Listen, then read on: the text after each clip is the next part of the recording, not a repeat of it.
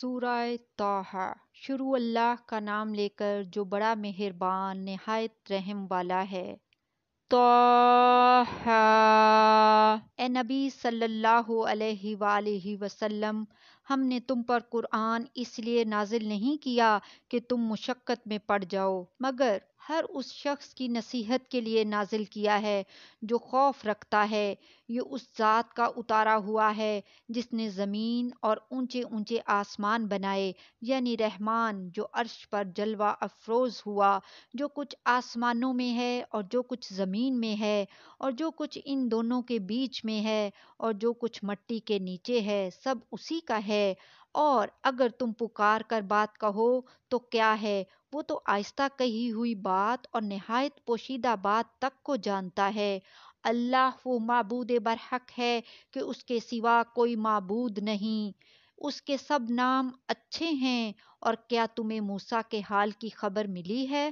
جب انہوں نے آگ دیکھی تو اپنے گھر والوں سے کہا کہ تم یہاں ٹھہرو، میں نے آگ دیکھی ہے، میں وہاں جاتا ہوں، شاید اس میں سے میں تمہارے پاس انگارہ لاؤں یا آگ کے مقام سے اپنا رستہ معلوم کر سکوں۔ پھر جب وہ وہاں پہنچے تو آواز آئی کہ اے موسیٰ، میں تو تمہارا پروردگار ہوں، تو اپنے جوتے اتار دو، تم یہاں پاک میدان یعنی طویٰ میں ہو، اور میں نے تم کو منتخب کر لیا ہے، تو جو حکم دیا جائے اسے سنو، بے شک میں ہی اللہ ہوں، میرے سوا کوئی معبود نہیں، تو میری عبادت کیا کرو اور میری یاد کے لیے نماز پڑھا کرو۔ قیامت یقیناً آنے والی ہے، میں چاہتا ہوں کہ اس کے وقت کو پوشیدہ رکھوں تاکہ ہر شخص جو کوشش کرے اس کا بدلہ پائے۔ تو جو شخص اس پر ایمان نہیں رکھتا اور اپنی خواہش کے پیچھے چلتا ہے، کہیں تم کو اس کے یقین سے روک نہ دے تو اس صورت میں تم ہلاک ہو جاؤ۔ اور اے موسیٰ، یہ تمہارے داہنے ہاتھ میں کیا ہے؟ انہوں نے کہا، یہ میری لاٹھی ہے، اس پر میں ٹیک لگاتا ہوں اور اس سے اپنی بکریوں کے لیے پتے جھاڑتا ہوں، اور اس میں میرے اور بھی کئی فائدے ہیں۔ فرمایا کہ موسیٰ، اسے زمین پر ڈال دو، تو انہوں نے اس کو ڈال دیا اور وہ یکا یک سانپ بن کر دوڑنے لگا۔ فرمایا کہ اسے پکڑ لو اور ڈرنا مت، ہم اس کو ابھی اس کی پہلی حالت میں لوٹا دیں گے، اور اپنا ہاتھ اپنی بغل میں دبا لو کہ وہ کسی عیب و بیماری کے بغیر سفید چمکتا دمکتا نکلے گا۔ یہ دوسری نشانی ہے تاکہ ہم تمہیں اپنے بڑے بڑے نشانات دکھائیں۔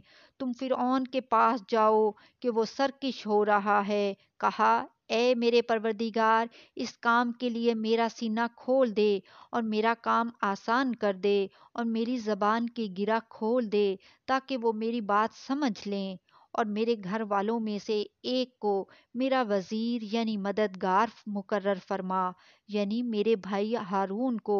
اس سے میری کمر کو مضبوط کر اور اسے میرے کام میں شریک کر تاکہ ہم تیری بہت سی تسبیح کریں اور تجھے کثرت سے یاد کریں، تو ہم کو ہر حال میں دیکھ رہا ہے۔ فرمایا، موسیٰ، تمہاری دعا قبول کی گئی، اور ہم نے تم پر ایک بار اور بھی احسان کیا تھا جب ہم نے تمہاری والدہ کو الہام کیا تھا جو تمہیں بتایا جاتا ہے۔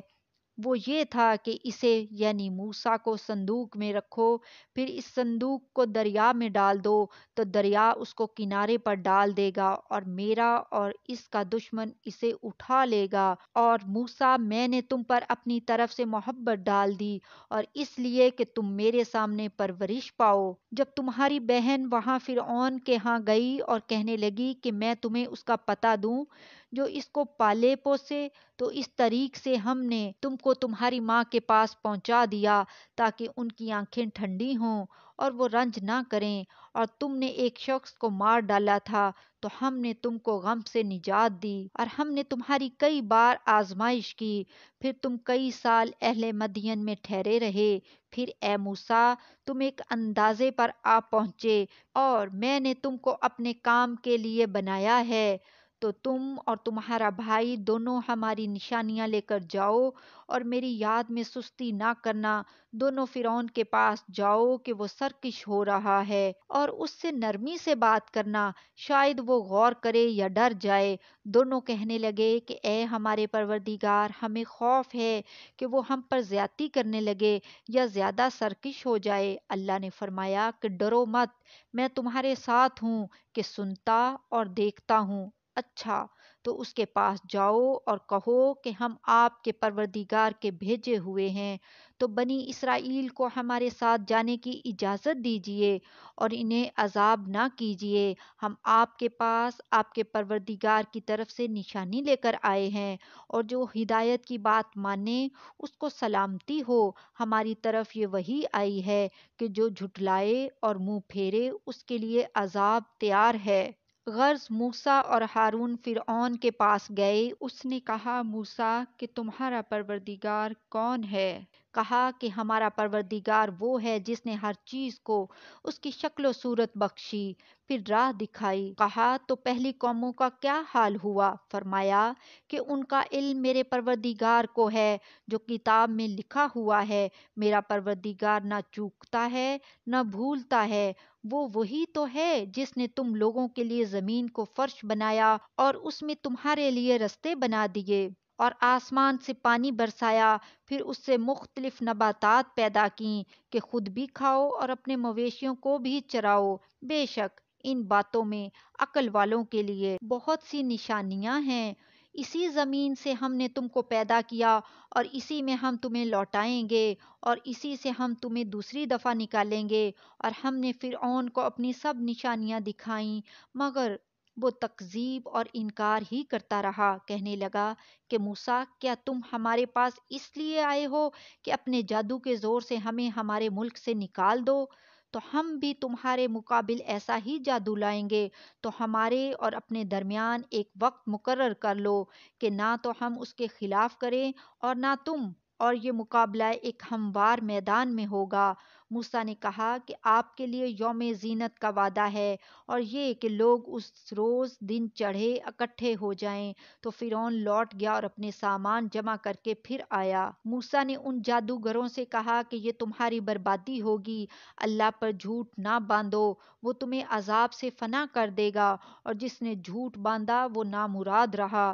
تو وہ باہم اپنے معاملے میں جھگڑنے اور چپکے سرگوشی کرنے لگے۔ کہنے لگے یہ دونوں جادوگر ہیں، چاہتے ہیں کہ اپنے جادو کے زور سے تم کو تمہارے ملک سے نکال دیں اور تمہارے بہترین مذہب کو نابود کر دیں۔ تو تم جادو کا سامان اکٹھا کر لو اور پھر کتار باندھ کر آؤ، آج جو غالب رہا وہی کامیاب ہوا۔ جادوگر بولے کہ موسیٰ، یا تو تم اپنی چیز ڈالو یا ہم اپنی چیزیں پہلے ڈالتے ہیں۔ موسیٰ نے کہا بلکہ تم ہی پہلے ڈالو۔ جب انہوں نے چیزیں ڈالیں تو یکا یک ان کی رسیاں اور لاٹھیاں موسیٰ کے خیال میں ایسی آنے لگیں کہ وہ میدان میں ادھر ادھر دوڑ رہی ہیں۔ اس وقت موسیٰ نے اپنے دل میں خوف محسوس کیا۔